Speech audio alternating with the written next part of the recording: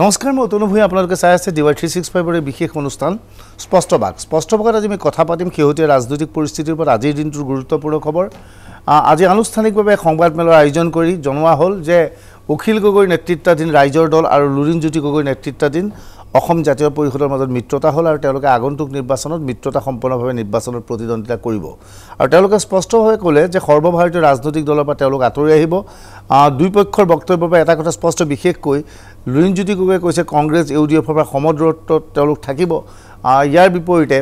ৰাইজৰ দলৰ হৈ ভাস্কৰী শইকীয়াই যি বক্তব্য ৰাখিছিল বাৰে বাৰে এআইডিএফক অধিক আক্ৰমণ কৰিছিল কংগ্ৰেছৰ ক্ষেত্ৰত ইমান কঠোৰ পদক্ষেপ লোৱা নাছিল তৎসত্ত্বেও তেওঁলোকৰ বক্তব্যৰ পৰা এটা কথা যে কংগ্ৰেছ ইউডিএফক বাদ দি আঞ্চলিক শক্তিক একত্ৰিত কৰিব বিচাৰিছে হাগ্ৰামা মহিলাক একত্ৰিত কৰিব বিচাৰিছে এএছডিসি বা অন্যান্য জনজাতীয় সংগঠনক একত্ৰিত কৰি নিৰ্বাচনত তেওঁলোকে প্ৰতিদ্বন্দ্বিতা কৰিব বিচাৰিছে কিন্তু প্ৰশ্ন হয় কংগ্ৰেছ অবিহনে এনে ধৰণৰ বিৰোধী কিবা ভূমিকা গ্ৰহণ কৰিব পাৰিব নেকি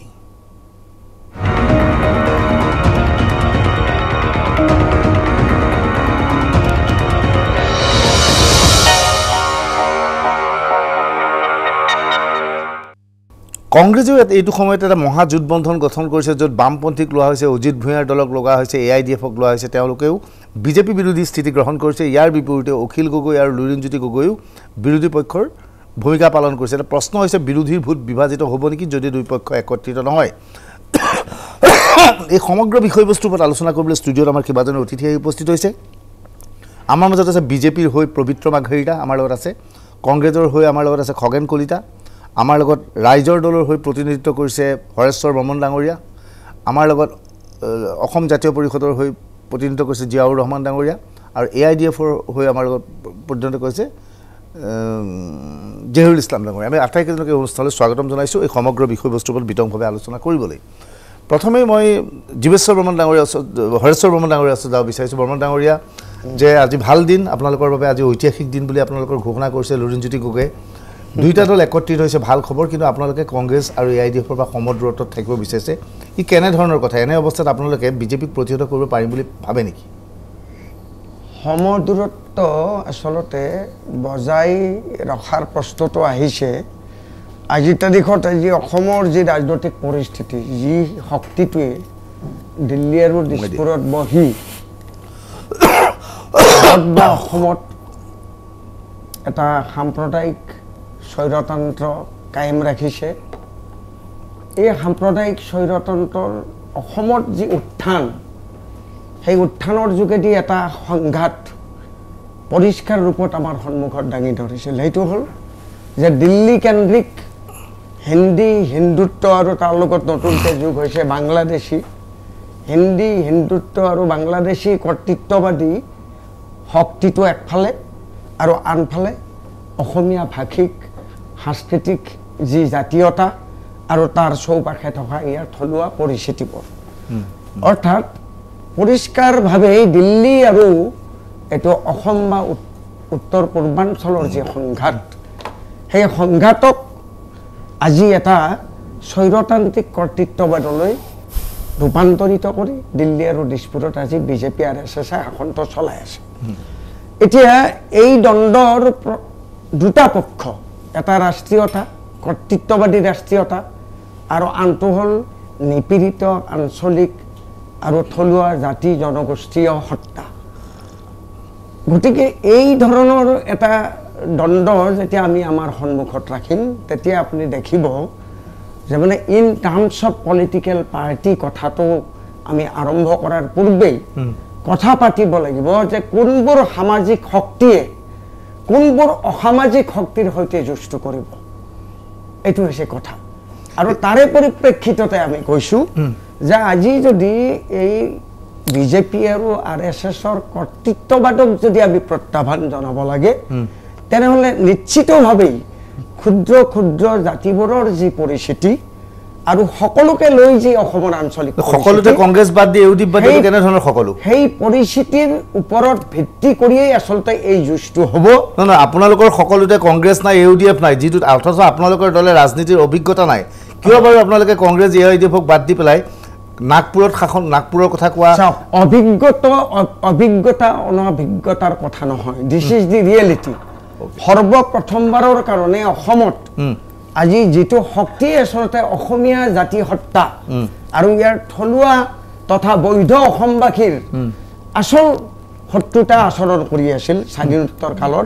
সেই শক্তিটোৰ আসল কৰ্তৃত্ববাদী শক্তিটো পৰিষ্কাৰ ৰূপত আজি দেখা দিছে ঠিক আছে সেইকাৰণে আজি আমি দেখা পাইছো কা বিৰোধী সংগ্ৰামৰ সময়তো হয় সিটিজেনশিপ এমেন্ডমেন্ট ঠিক মই যাম ব্ৰহ্মণে মই আপোনাৰ ওচৰত যাম এই সাম্প্ৰদায়িক মানে সংশোধনীৰ বিৰুদ্ধে দেশজোৰা প্ৰতিবাদ হৈছে এইটো ঠিক গোটেই বিশ্বত প্ৰতিবাদ হৈছে ঠিক আছে কিন্তু তাৰ প্ৰতিৰোধ তাৰ গণ প্ৰতিৰোধ সূচনা হৈছে কিন্তু অসমত আৰু সেই প্ৰতিৰোধৰ পটভূমি এই অঞ্চলৰ ক্ষুদ্ৰ ক্ষুদ্ৰ সেই প্ৰতিৰোধ দিল্লী ব্ৰহ্মনগৰে এই অঞ্চলৰ সেই প্ৰতিৰোধ দিল্লীটো হৈছে চাহেনবাগত কি হৈছে সেইগুলা নিশ্চয় আপুনি পাহৰি যোৱা নাই মই যাম আপোনাৰ ওচৰত জিয়াউৰ ৰহমান যাম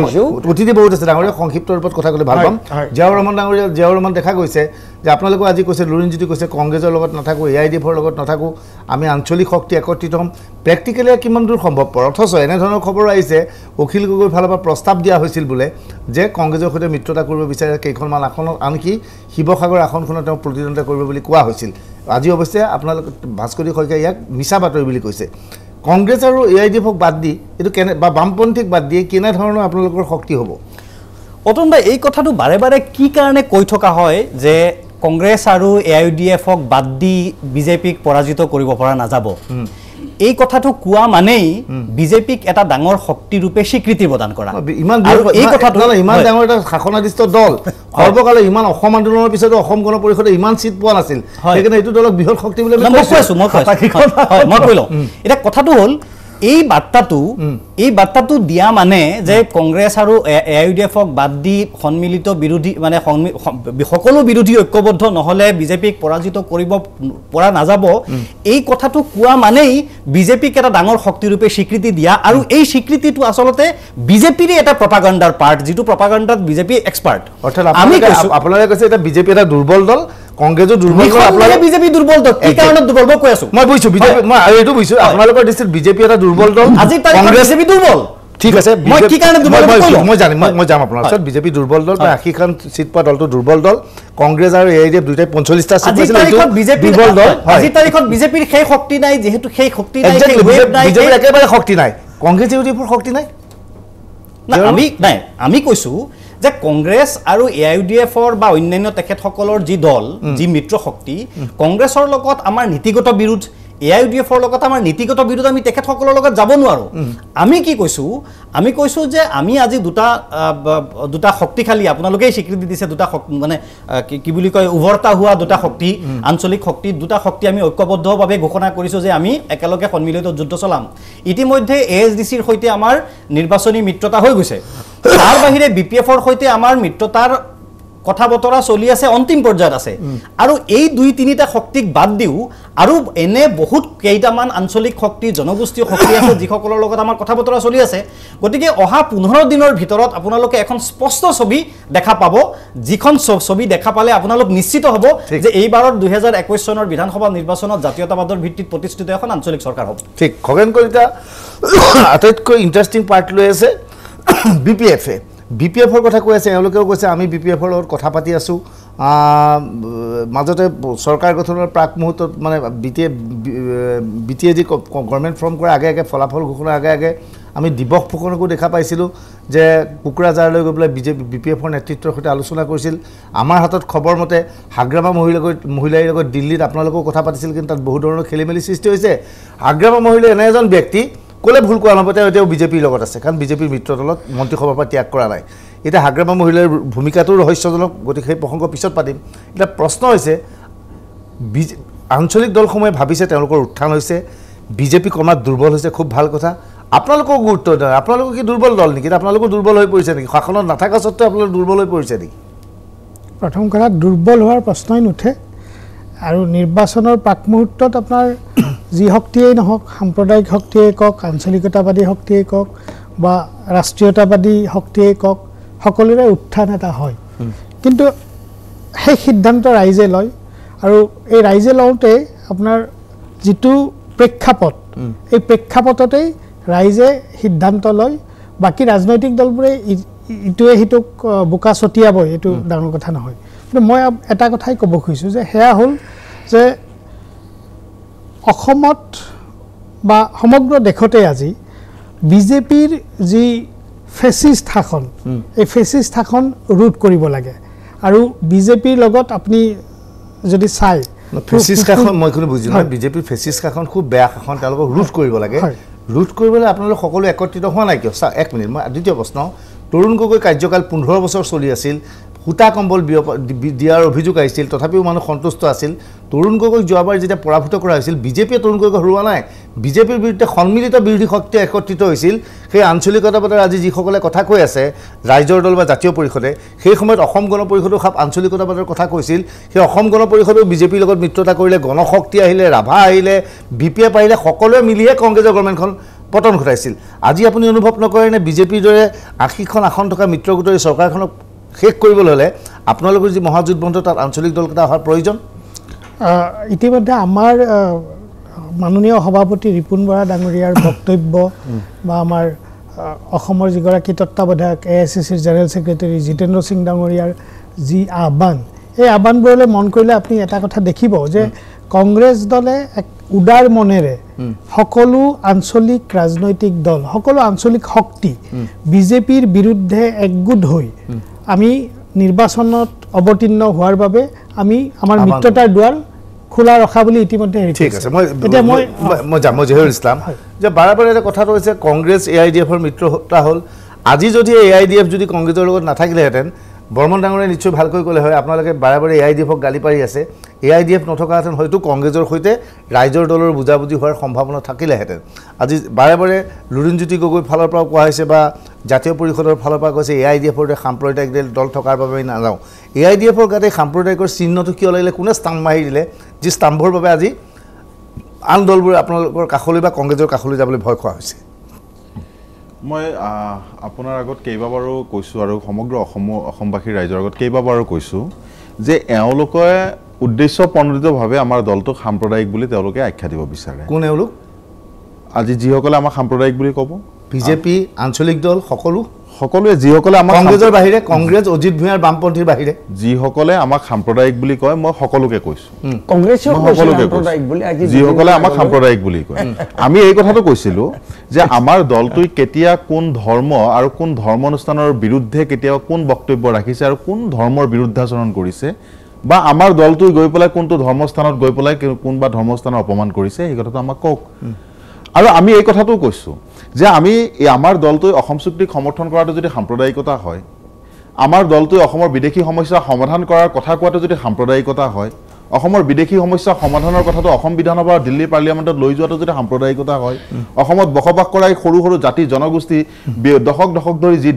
জাতিটো শোষণ আৰু বঞ্চনা কৰা হৈছে এই জাতিটোৰ উত্তৰণৰ কথা কোৱাটো যদি সাম্প্ৰদায়িকতা আমি এই কথাটো এতিয়াও কওঁ মই খোলা মনেৰে কওঁ যে এনেকুৱা সাম্প্ৰদায়িকতা আমি কৰি গৈ থাকিম তাৰ বাবে তেওঁলোকে আমাক যিমান সাম্প্ৰদায়িক বুলি কওক তাৰ তুলনাত আমি 1000 গুণ কৰি গৈ থাকিম যদি এইবোৰ কাৰণৰ কাৰণে আমাক সাম্প্ৰদায়িক বুলি কয় তাৰ বাহিৰে এওঁলোকৰ হাতত আৰু বেলেগ কি আছে ঠিক পবিত্ৰ কি আছে সাম্প্ৰদায়িক বুলি ক'বৰ কাৰণে পবিত্ৰ মাৰ্ঘেৰিটা আপোনালোকক এতিয়া যি ধৰণৰ আঞ্চলিক দলবোৰে চিন্তা চৰ্চা কৰিছে বিজেপি খুব দুৰ্বল হৈছে হয় দুৰ্বল হ'ব পাৰে প্ৰতিষ্ঠান বিৰোধী ধৰো এখন চৰকাৰৰ বিৰুদ্ধে থাকে আপোনালোকৰ চৰকাৰে অসমত কা আনিলে সঁচাই মিছাই কাৰ বিৰুদ্ধে এটা আন্দোলন হ'ল কাৰ বিৰুদ্ধে এটা জনমত গঢ় লৈ উঠিছে আপুনি যাক যিমানেই অগ্ৰাহ্য নকৰক কিয় আপুনি যিমানেই নিৰ্বাচনত ভাল ফলাফল দেখুৱাৰ উদাহৰণ নেদেখুৱাওক কিয় বহুবোৰ ক্ষেত্ৰত নদী বান্ধৰ ক্ষেত্ৰত আপোনালোকৰ যি স্থিতি আছিল সলনি হ'ল এনে অৱস্থাত আপোনালোকৰ প্ৰতি আঞ্চলিক শক্তিবিলাকে কৈছে আপোনালোকৰ নীতি আদৰ্শক মানিব নহয় আপোনালোকক প্ৰতিহত কৰিব লাগে কিন্তু একেখিনি সময়তে তেওঁলোকে কৈছে কংগ্ৰেছকো নালাগে স্বাভাৱিকতে এনে বিৰোধী ভোট বিভাজিত হ'ব যিবোৰে আপোনালোকে আকৌ সুযোগ দিব নেকি নহয় চাওক এইটো কথা এখেতসকলে মানে ভিতৰি ৰাখিবা বেথা কি বাহিৰে তেনেকুৱা ধৰণৰ আচলতে গোটেইকেইটা দল একত্ৰিত হৈ গৈছে কংগ্ৰেছৰ লগত বুজাবুজি সব বুজাবুজি গৈছে আপুনি যেতিয়া নিৰ্বাচনী তেওঁলোকে লিষ্ট দিব কংগ্ৰেছে দেখিব এটা ধৰণৰ তেওঁলোকে বুজাবুজি যিটো আমাৰ ৰাজনৈতিক তথ্যৰ পৰা আমাৰ পাইছোঁ এইটো কথা অসমবাসীয়ে যে সময়ত ক'ব মই ইয়াত উচ্চবাচ্য কৰি লাভ নাই এওঁলোকে বিৰুদ্ধাচৰণ কৰি লাভ নাই এওঁলোকৰ এটা এজেণ্ডা লুৰিণজ্যোতি গগৈয়ে শিৱসাগৰ নাইবা তিয়কত নিৰ্বাচন খেলিব দুলীয়াজান বা নাহৰকটীয়াত অখিল গগৈ খেলিব দুলীয়াজান বা নাহৰকটীয়াত আমাৰ লুৰিণজ্যোতি গগৈয়ে নিৰ্বাচন খেলাৰ এটা সম্ভাৱনা আছে বুলি ওলাইছে এতিয়া এই দুখন আসনত যাতে UDF আৰু কংগ্ৰেছে কোনো ধৰণৰ প্ৰাৰ্থী নিদিয়ে গতিকে সেইটো বুজাবুজি বাকী কামখিনি আৰম্ভ কৰিছে আপুনি যেতিয়া লিষ্ট এই ডাঙৰ দলটোতে কেৱল দুজন তেওঁলোকৰ বাকীটো কোনো গণভিত্তি নাই এতিয়া তেখেতসকল জাতীয় পৰিষদ আৰু ৰাইজৰ দল এতিয়া ব্যস্ত তেওঁলোকে জইন কৰা তেওঁলোকৰ এতিয়া কংগ্ৰেছ হওক বা ইউডিএফ ইভেন কংগ্ৰেছো দেই কংগ্ৰেছ ইউডিএফ বিজেপি এই তিনিটা দল এতিয়া গাঁৱে ভূঞে সোমাই গৈছে কংগ্ৰেছক ট্ৰাই কৰিছে মিটিং কৰি আছে তেখেতসকলে ইউডিএফটো অতি শক্তিশালী এতিয়া ইউডিএফৰ পজিশ্যন এবাৰ ছেকেণ্ড হ'ব নট কংগ্ৰেছ ইউডিএফটো অতি শক্তিশালী মই ভাবোঁ আমাৰ ভাৰতীয় জনতা পাৰ্টিৰ পিছতে অতি শক্তিশালী দল মই স্বীকাৰ কৰিব লাগিব বিৰোধী যদিও এআইডিএফ গতিকে আমি বাকী ৰাজনৈতিক দলবিলাকে এই মুহূৰ্তত আমি ৰাজনৈতিক চৰ্চা কৰি আছোঁ তাৰ বিপৰীতে ৰাইজৰ দলৰ জাতীয় পৰিষদে প্ৰেছ মিট পাতিছে গামোচা পিন্ধিছে তেওঁলোকৰ কোনো মতলব নাই মাত্ৰ অখিল গগৈ আৰু লুণজিৎ গগৈ কংগ্ৰেছ আৰু ইউডিএফৰ সমৰ্থনত যেনে তেনে দুটা সমষ্টিৰ পৰা জিকাই নিব লাগে তেওঁলোকৰ নেতা বিধায়কৰ স্বপ্ন পূৰ্ণ হ'ব লাগে আৰে নহ'লে 28,000 বুথ আজি কংগ্ৰেছক 70 বছৰ লাগিছে ইউডিএফক আজি 20 বছৰ লাগিছে আজি তেওঁলোকৰ আছে দেই উপস্থিতি ইউডিএফক মই নচ্ছাত নকৰোঁ কিন্তু বিৰোধী দল বুলি আজি অসম গণ পৰিষদে 35 বছৰ সাধনাৰ পিছত 25,000 বুথ কৰিছে আমি 40 বছৰ সাধনাৰ পিছত আমি আজি 28,000 বুথ কৰিছোঁ এতিয়া আপুনি যিমানেই শ্লোগান ধৰ্মী কথা নকওক আমুক তামুক এখেতসকলে এই 25,000 বুথত পুলিং এজেণ্ট যে থাকে এজনটো দলৰ হৈ থাকিব লাগে নহয় এজন যে দলৰ হৈ থাকিব লাগে ইউডিএফৰো থাকিব কংগ্ৰেছৰো থাকিব কংগ্ৰেছক মই ইমান নচ্ছাত কৰিব নোৱাৰোঁ বিৰোধী দল বুলি কিন্তু আজি মই কৈছোঁ তেওঁলোকে 2500 বুথত তেওঁলোকৰ পুলিং এজেণ্ট দিব পাৰে নে নোৱাৰে সেইটো সন্দেহ এতিয়া কথা হ'ল এটা কথা খুব কথা এটা কৈ গ'ল জাতীয়তাবাদ মানে এনেকুৱা নহয় জাতীয়তাবাদ গণশক্তি হৈ কৰে অসম গণ পৰিষদ হৈ কৰে বিপিএফ হৈ কৰে কিন্তু বিচ্ছিন্নতাবাদী মনস্তত্বৰে নকৰে যে দিল্লী বেয়া দিল্লী আৰে এইটো কি কথা সেইটো আমি নিজৰ পৰিচয় সম্পূৰ্ণভাৱে ৰাখি ভাৰতীয় জনতা পাৰ্টীয়ে আজি গুজৰাটৰ যদি ভাৰতীয় জনতা পাৰ্টি গুজৰাট প্ৰদেশ ভাৰতীয় জনতা পাৰ্টি অসম প্ৰদেশ আমি নিজৰ আঞ্চলিকতাবাদ বজাই ৰাখি আমি ভাৰতীয় ৰাষ্ট্ৰীয়তাবাদত আমি সমাহিত বা শ্ৰদ্ধাশীল এতিয়া কথা হ'ল আমাৰ যে অসম আমাৰ ভাৰতীয় জনতা পাৰ্টি অসমৰ 42 লাখ সদস্য মুখ্যমন্ত্ৰী বা নেতা হওক বা সভাপতি বা দিলীপ শইকীয়া আমি বিলাকতো মংগল গ্ৰহৰ পৰা বা এণ্টাৰ্কটিকা বা আমি ভেনিজুৱেলাৰ পৰা অহা নাই আমি অসম মাতৃ সন্তান আমাৰ যে আজি প্ৰত্যেকটো জনগোষ্ঠীয় পৰিষদত আমাৰ চৰকাৰ চলি আছে সৌ সিদিনা 3 সপ্তাহ হোৱাৰ আগত কেইবাৰ নিৰ্বাচনত এখেতসকলে কিমান চিঞৰ বাখৰ কৰিলে টিভি চেনেল পৰি আমাক অসমবাসীয়ে নচ্ছাত কৰিছে কিন্তু তাৰ বিপৰীতে 35টাৰ ভিতৰত 32 আসন আমি লাভ কৰিছোঁ প্ৰত্যেকটো নিৰ্বাচনত এইবিলাকে অসমীয়া খিলঞ্জীয়া ভূমিপুত্ৰ নহয় ঠেঙাল কছাৰী ৰাভা বড়ো কাৰ্বি মিচিং প্ৰত্যেকটো সেইটো শাসনাধিষ্ঠ দলত থাকিলে পায়ে আগতে কংগ্ৰেছৰ কথা এটা কৈছোঁ মই দিল্লীৰ কথা দাদাই যিটো ক'লে দিল্লীৰ কথাটো যিটো ক'লে দিল্লীৰ সুখন নহয় দিল্লীয়ে এটা ফেডাৰেল ষ্ট্ৰাকচাৰত আমাৰ ৰাষ্ট্ৰ সকলো ৰাষ্ট্ৰ কন্যাকুমাৰীৰ দিল্লীৰ কেন্দ্ৰবিন্দু দিছপুৰৰ দিল্লীৰ কেন্দ্ৰবিন্দু সেই কেন্দ্ৰবিন্দুক আমি চলি আছোঁ এটা কথা মনত ৰাখিব তেওঁলোকে যিটো দিল্লীৰ সুখনাখনৰ কথা কৈছে আমি তেওঁলোকে কয় প্ৰায় তেওঁলোকৰ এটা শ্লোগান ধৰ্মিতা যে তেল লৈ গৈছে কয়লা লৈ গৈছে মহাশয় মাত্ৰ ভাৰতৰ 0.8% কয়লা অসমত উৎপন্ন হয় আৰু তেল মাত্ৰ 9% উৎপন্ন হয় তেলৰ পৰা দাদা কিমান টকা তেল লৈ যায় যেনে এতিয়া 3 গুণ বাঢ়িছে শুনক দাদা আমাৰ কৈ দিছোঁ নহয় এইটো আমাৰ খাৰুৱা তেল আবেগিক কথা আপুনি আবেগিক কথা কৈছে দাদা তাৰপিছত উত্তৰ দিব দাদা ক'বলৈ দিয়ক আপুনি চেষ্টা কৰিছে ক'বলৈ দিয়ক মই আপুনি তথ্যটো নাজানে যদি হেতি লওক শুনক আপুনি ভাৰতৰ যিমান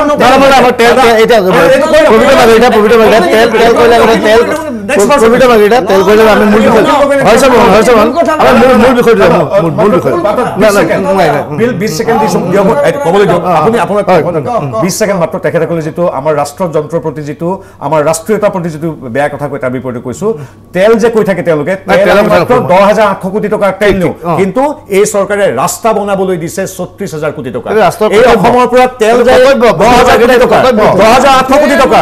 গতিকে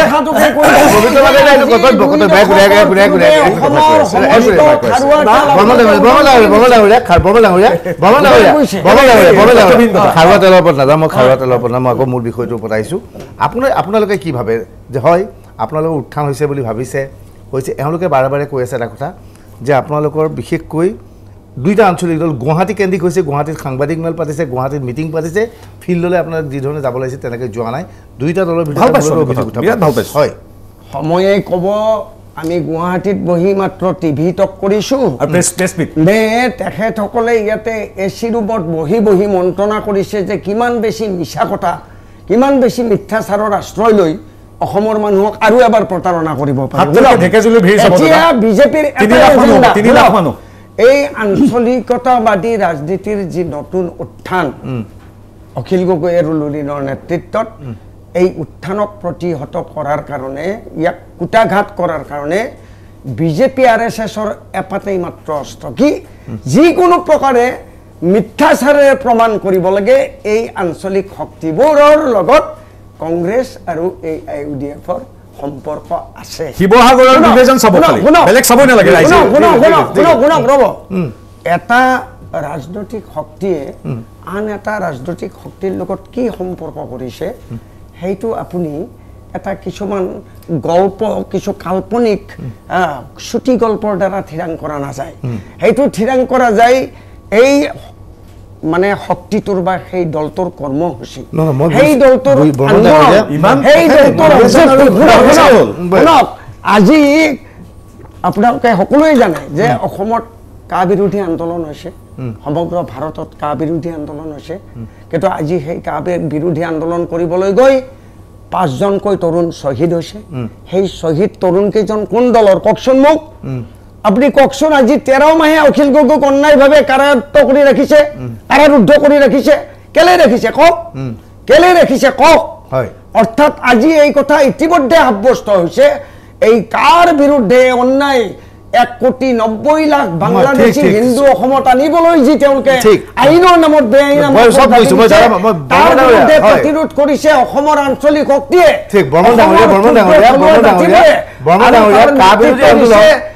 অখিল গগৈ আৰু সেইকাৰণে আজি অখিল গগৈৰ ওপৰত ইমান আক্ৰমণ ইমান অন্যায়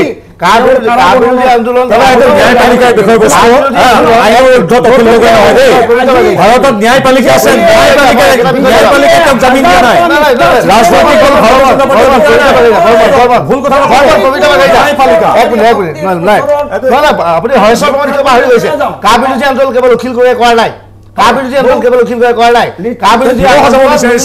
কৰিছে কা বিৰোধী আন্দোলন কংগ্ৰেছে কৰিছে কা বিৰোধী আন্দোলন AIDF কৰিছে কিয় আপোনালোকে কেৱল অখিল গগৈ কৰিছে বুলি কৈছে এক মিনিট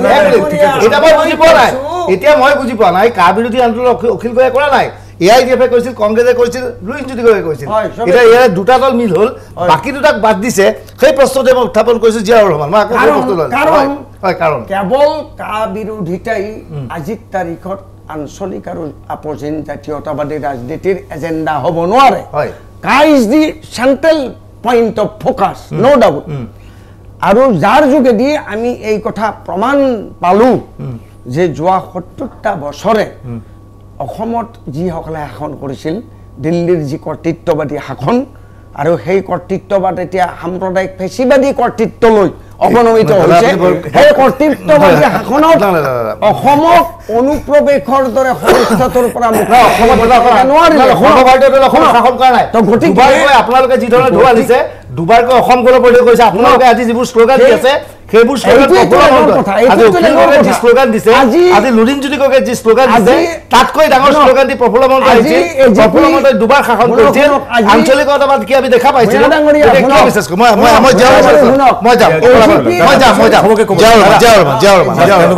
একেটা প্ৰশ্ন আহিছো হয় কা বিৰোধী আন্দোলন কেৱল অখিল গগৈ নাছিল সেই কথাটো পাহৰি গ'লে নহ'ব এওঁলোকো আছিল গতিকে কা আপোনালোকে কৈছে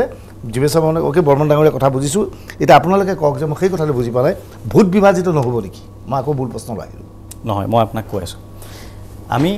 চাব দেই ৰাজনীতি মানে অকলটো ক্ষমতা দখল নহয় একজেক্টলি ৰাজনীতি মানে অকল মন্ত্ৰী বিধায়ক হোৱা নহয় আমি বিৰোধী দলত থাকিও আমি প্ৰগতিশীল ৰাজনীতি কৰিব পাৰোঁ চৰকাৰখনক আমি সঠিক পথত আগবঢ়াই নিব পাৰোঁ মই কোৱাৰ অৰ্থ এইটো নহয় যে আমি বিৰোধী দলত বহিবৰ কাৰণে দল গঠন কৰিছোঁ সেইটো নহয় নিখন্তেহে আমি চৰকাৰ গঠন আমাৰ লক্ষ্য কিন্তু আমি কি কথা কৈছোঁ যে ৰাজনীতি মানে অকল ক্ষমতা দখল আৰু ক্ষমতা দখল কৰি ইতিমধ্যে যিসকলে ক্ষমতাত থাকিছিল তেখেতসকলে কি নৃত্য দেখুৱাইছে সমাজখনক কেনেকৈ বিভাজিত কৰিছে সমাজখনক কেনেকৈ অসমখনক কেনেকৈ লুণ্ঠন কৰিছে সেই কথাবোৰ আমি দেখিছোঁ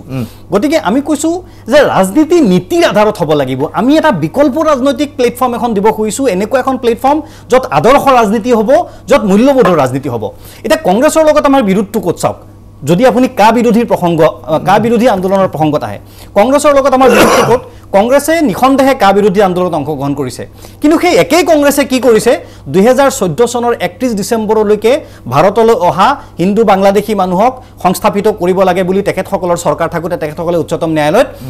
শপতনামা দাখিল কৰিছে গতিকে তেখেতসকলৰ স্ববিৰোধ নহয় জানো 1 নম্বৰ 2 নম্বৰ আজি কংগ্ৰেছ দলৰ ইউনিনিমাছ এটা ডিসিশন নাই কংগ্ৰেছ দলৰ ওয়েস্ট বেংগলত তেখেতসকলৰ ডিসিশন হৈছে যে কা আমি সমৰ্থন কৰো বৰাক উপত্যকাত তেখেতসকলৰ ডিসিশন হৈছে কা আমি সমৰ্থন কৰো ব্ৰহ্মপুত্ৰ উপত্যকাত ডিসিশন হৈছে কা আমি বিৰোধ কৰো গতিকে এনেকুৱা এটা অৱস্থাত আমি আদৰ্শহীন এটা ৰাজনীতিৰ সৈতে আমি সম্পৃক্ত হৈ যাব নোৱাৰো নহয় ঠিক বুজিছো মই এখানে বাণিজ্যিক বিৰতি ল'ব লাগিব হয়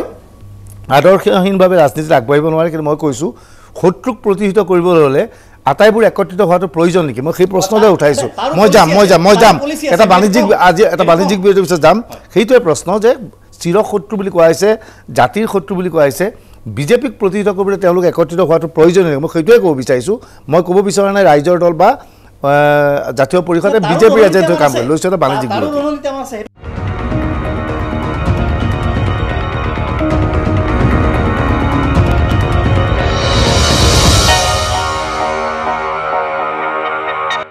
ৰাইজৰ দল আৰু জাতীয় পৰিষদ আজি একত্ৰিত হৈছে কংগ্ৰেছ আৰু এআইডিএফৰ পৰা তেওঁলোক আঁতৰি থাকিম বুলি কৈছে এনে অৱস্থাত আমি প্ৰশ্ন কৰিছোঁ বিৰোধীৰ যিটো ঐক্য সেই ঐক্যৰ অভাৱ ঘটিব নেকি মই যাব বিচাৰিছোঁ কংগ্ৰেছৰ প্ৰতিনিধি খগেন কলিতাৰ ওচৰত যে খগেন কলিতাই আগৰ কথা পাতিব নতুন প্ৰসংগ এটা উত্থাপন কৰোঁ যে এই দলকেইটা এতিয়া বিশেষকৈ এটা খবৰ আহিছে শিৱসাগৰৰ পৰা অখিল গগৈয়ে প্ৰতিদ্বন্দ্বিতা কৰিব বিচাৰিছে আৰু তেওঁলোকে কংগ্ৰেছৰ লগত কথা পাতিছিল বুলি কোৱা হৈছিল কিন্তু আজি ভাস্কৰী শইকীয়াই অস্বীকাৰ কৰিছে ভুৱা বাতৰি বুলি কৈছে যি কি নহওক এইটো সত্য যে অখিল গগৈয়ে শিৱসাগৰৰ পৰা প্ৰতিদ্বন্দ্বিতা কৰিব বিচাৰিছে কিন্তু কংগ্ৰেছৰ বহু নেতাই শিৱসাগৰ আসনখন তেওঁক এৰি দিবলৈ অস্বীকাৰ কৰিছে আৰু যদিহে কংগ্ৰেছ আৰু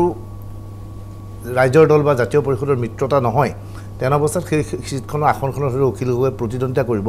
কংগ্ৰেছৰ একাংশ শীৰ্ষ নেতাই আজি কৈছে যে অখিল গগৈ যদি আমাক বাদ দি প্ৰতিদ্বন্দ্বিতা কৰে কৰিব পাৰে একো ডাঙৰ কথা নহয় কিন্তু ইয়াৰ আগতে অখিল গগৈৰ নিচিনা উচিনি চেতিয়াই যোৱাবাৰ প্ৰতিদ্বন্দ্বিতা কৰিছিল আৰু যোৱাবাৰ উচিনি চেতিয়াই যদিহে প্ৰতিদ্বন্দ্বিতা নকৰিলেহেঁতেন হয়তো সেই সমষ্টিৰ পৰা প্ৰণৱ গগৈ জিকিব নোৱাৰিলেহেঁতেন বিজেপি জিকিলেহেঁতেন কিন্তু উচিনি চেতিয়াই যি 10-12 হাজাৰ ভোট পাইছিল কংগ্ৰেছ বিৰোধী ভোট আছিল সেই ভোটটো বিজেপিলৈ গ'লহেঁতেন সেই ভোটটো উচিনি চেতিয়ালৈ আহি গ'ল যাৰ ফলত সামান্য ভোটত প্ৰণৱ গগৈ জিকি গ'ল আজি মই একেটা প্ৰশ্ন কৰিব বিচাৰিছোঁ যদি সেয়ে হয় আপোনালোকে এআইডিএফৰ লগত মিত্ৰতা কৰি সংখ্যালঘুৰ ভোট বিভাজিত যাতে নহয় তাৰ বাবে চেষ্টা চলাইছে বাৰে বাৰে আপোনালোকে পৰিসংখ্যা দাঙি ধৰে এতিয়া যদি এওঁলোক আপোনালোকৰ কাষৰ পৰা আঁতৰি যায় তেনেহ'লে আপোনালোকৰ হিন্দু ভোটো বিভাজিত নহ'বনে প্ৰথম কথা আপুনি কিছু হাইপথেটিকেল কথাৰে গোটেই বস্তুটো কৈছে এটা আজিৰ তাৰিখত ৰাইজৰ দল বা অসম জাতীয় পৰিষদৰ লগত কংগ্ৰেছৰ আমি যদিও কংগ্ৰেছে আমি মিত্ৰতাৰ দুৱাৰ খোলা ৰাখিছোঁ তৎসত্ত্বেও কিন্তু ৰাইজৰ দল বা অসম জাতীয় পৰিষদৰ কোনো ধৰণৰ বুজাবুজি হোৱা নাই এতিয়া যিটো দলৰ লগত আমাৰ বুজাবুজি হোৱা নাই সেই দলটোক আমি আসন এৰি দিয়াৰ প্ৰশ্নটো মই কৈছোঁ আসন এৰি নিদিয়ে এতিয়া বিজেপিয়ে ধৰি ল'লে আসন এৰি নিদিয়ে ৰাইজৰ দলৰ প্ৰতিনিধি আছে জীৱেশ্বৰ বৰ্মন ডাঙৰীয়া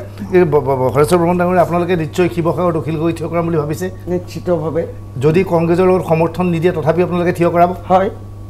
এতিয়া খগেন কলিতাই কওক যদি কংগ্ৰেছে সমৰ্থন নিদিয়ে তেওঁ থিয় কৰাব তেনেহ'লে কি হ'ব সেইটোৱে কথা সেইটোতো নিৰ্বাচনী ৰাজনীতি আৰু সেইবাবেই আমি বিচাৰিছোঁ যে এটা মহাজোঁটৰ তোমালোক অংশীদাৰ হোৱা তেওঁলোকে কৈছে নহয় মই তাকে কৈছোঁ নহ'লে তুমি তোমাৰ ৰাস্তাৰে যাবা আমি আমাৰ ৰাস্তাৰে যাম সেইটো ক্ষতি নকৰিব সেইটো ৰাইজে নিৰ্ধাৰণ কৰিব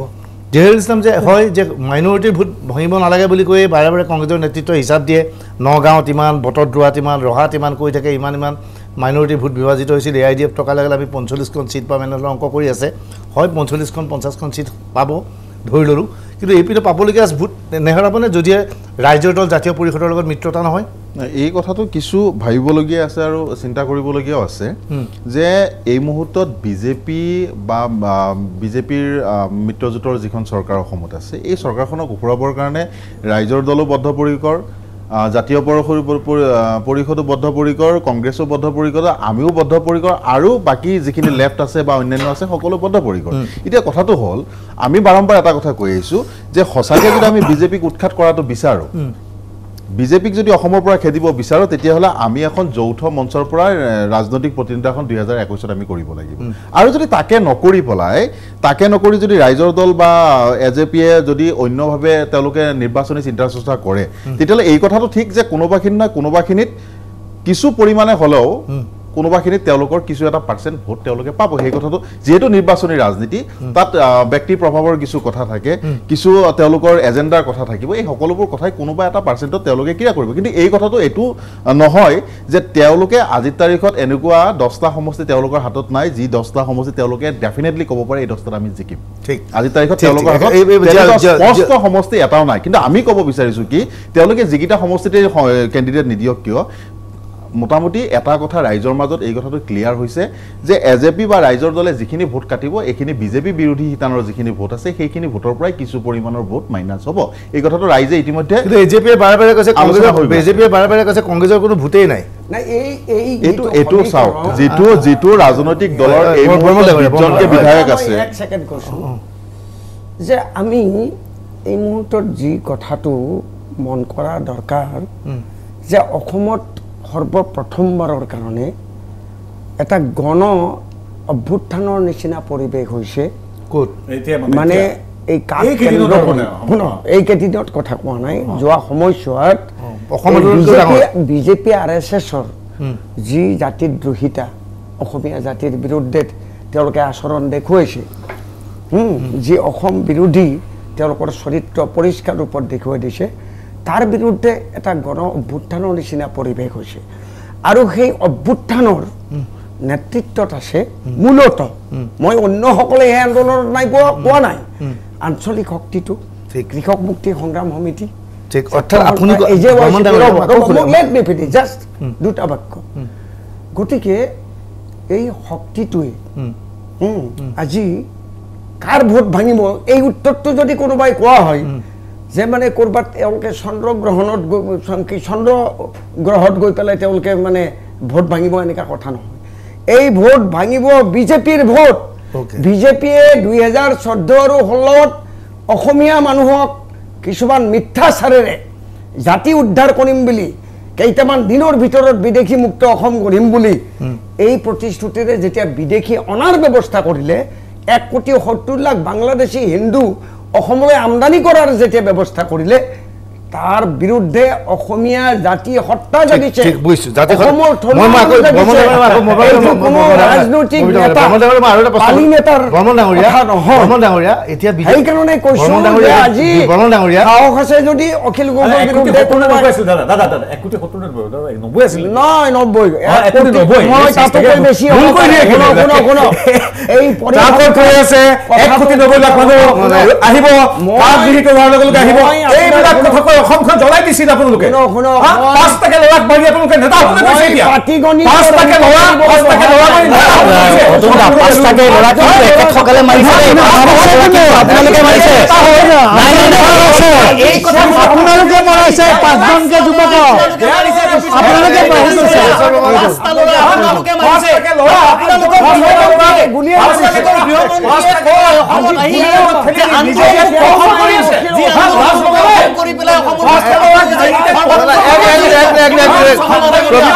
পবিত্ৰ বাগৰিতা এই 5টা ল'ৰাক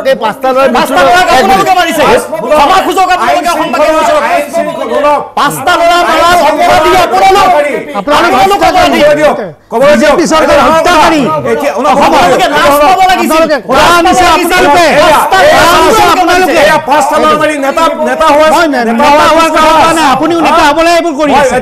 আপুনি নেতা হ'বলৈ কৰি আছে নেতা হ'বলৈ এইটো কৰিছে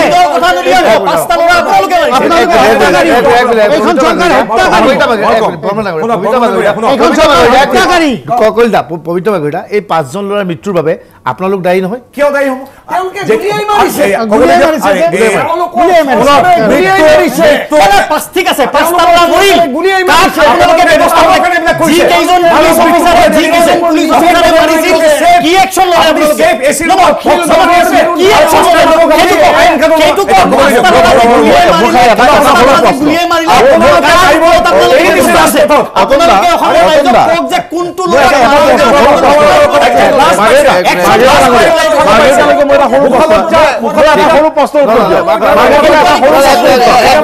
এটা সৰু প্ৰশ্ন এটা সৰু প্ৰশ্ন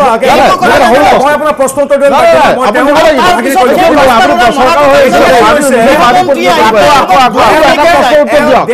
শুনক আটাইতকৈ আমাৰ লজ্জাজনক কথাটো কি এই কথাটো হ'ল কি তেওঁলোকৰ লিডাৰসকল ধুনীয়াকৈ এচি ৰুমত বহি আছে আইন শৃংখলাজনিত চিটুৱেশ্যন ক্ৰিয়েট কৰিছে গুৱাহাটী জ্বলাই দিয়া হৈছে মানুহক মাৰি কলাক্ষেত্ৰ ভাঙি চাৰখাৰ কৰি দিয়া হৈছে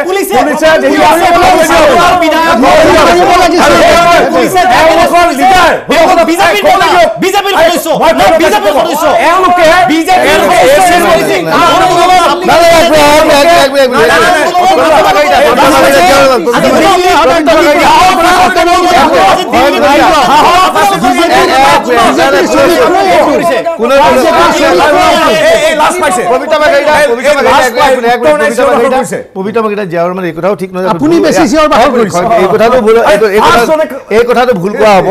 যে তেওঁলোকে ল'ৰাকেইটাক মাৰি এচি ৰুমত বহি আছে সেই ল'ৰাকেইটাক মাৰাৰ সময়তে সেই ঘটনাৰ বাবে এনেবোৰ হিংসাত্মক ঘটনাৰ বাবে যিজনক আপোনালোকে দায়ী কৰি সঁচাই মিছাই নাজানো আজি অখিল গগৈ কিন্তু জেলত ভৰাই থৈছে তেওঁ এচি ৰুমত বহি আজি ডিবেট কৰিবলৈ অহা নাই এইখিনিতে এটা সৰু বাণিজ্যিক বিৰতি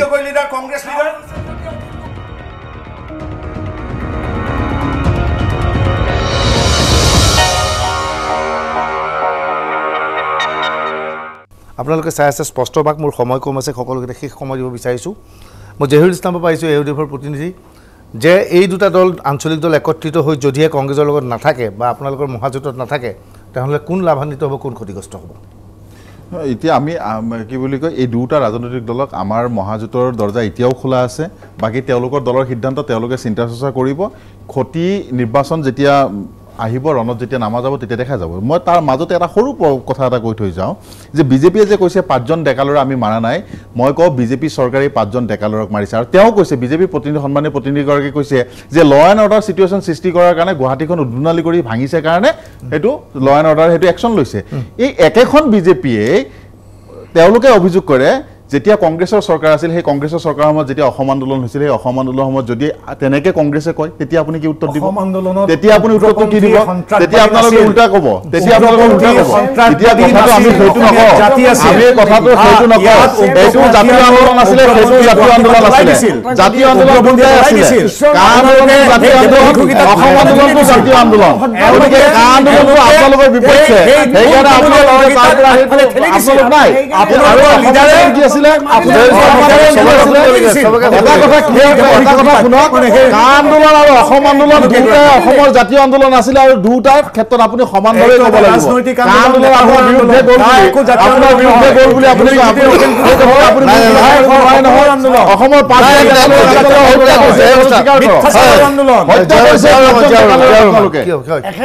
বিজেপিৰ জালত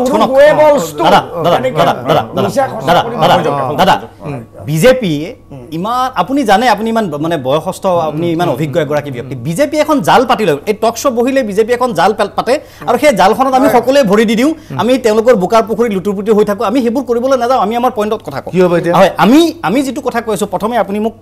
ৰখাই দিছিলে মই কৈছিলোঁ যে বিজেপি এটা শক্তিশালী দল নহয় বিজেপি এবাৰ পৰাজিত হ'ব মই দুটা কাৰণ কৈছিলোঁ প্ৰথম কাৰণ আমি সকলোৱে জানো বিজেপিৰ অপশাসন কুশাসন কা আন্দোলন ইত্যাদিতে বিভিন্ন বিষয় আছে সকলোৱে জানো এইবোৰ কথাৰো মই ৰিপিট কৰি নাথাকোঁ এক দ্বিতীয় আটাইতকৈ ইম্পৰ্টেণ্ট যিটো কথা সকলোৱে জানে কিন্তু কোনেও কথাটো ৰাজহুৱাকৈ আলোচনা নকৰে সেয়া হৈছে এইবাৰ ঘৰ শত্ৰুৰ বিভীষণে বিজেপিক ক্ষমতাৰ পৰা অপসাৰিত কৰিব এই কথা আপুনি নোট কৰি থওক কোন আছে বিভীষণ আপুনি জানে আমি সকলোৱে জানো অসমবাসী ৰাইজে জানে কাৰ মাজত কি প্ৰতিযোগিতা হৈছে ৰেল লাইনত দুটা ট্ৰেকত কেনেকৈ ৰেল লাইন চলিছে পবিত্ৰ মাৰ্কেটে শেষত এইবিলাক কৈ লাভ নাই কাৰণ আমি চব সঁচা কথা ক'বলৈ গ'লে আমি ৰাইজৰ দলৰ অসম জাতীয় পৰিষদক প্ৰাসংগিক বুলি নাভাবোঁ কিন্তু তেওঁলোক টক চলাইছে তেওঁলোকৰ লগত যুক্তিতৰ্ক কৰিব লাগিব আমাৰ বাবে প্ৰাসংগিক সঁচা অৰ্থত যদিও আমি তেওঁলোকক দুৰ্বল বুলি গণ্য কৰোঁ কংগ্ৰেছ আৰু ইউডিএফ সেইটো সঁচা কথা আমি আচলতে এই এনেধৰণৰ টক শ্ব' ইত্যাদি কৰি তেখেতসকলক বেছি ফ'কাছ দিছোঁ 1200-1500 এটা সমষ্টিত ভোট পাব আৰু ইউডিএফ কংগ্ৰেছে আশীৰ্বাদ কৰিলে তেওঁলোকে প্ৰতিনিধিত্বত নামিব দুলীয়াজান আৰু দাদা লাষ্ট আজি 30,000 চাকৰি আজি 30,000 চাকৰি চৰকাৰে দিছে এই বাৰ্তাবিলাক কৰি 30,000 চাকৰি একেদিনাই মোৰ সময় শেষ হৈ গৈছে সকলোকে ধন্যবাদ জনাই অনুষ্ঠানৰ পৰা সামৰিব আহিছোঁ অনুষ্ঠানৰ পৰা বিদায় লৈছোঁ ধন্যবাদ শুভৰাত্ৰি কিছু সময়ৰ পিছত অনুষ্ঠিত হ'ব 24 ঘণ্টা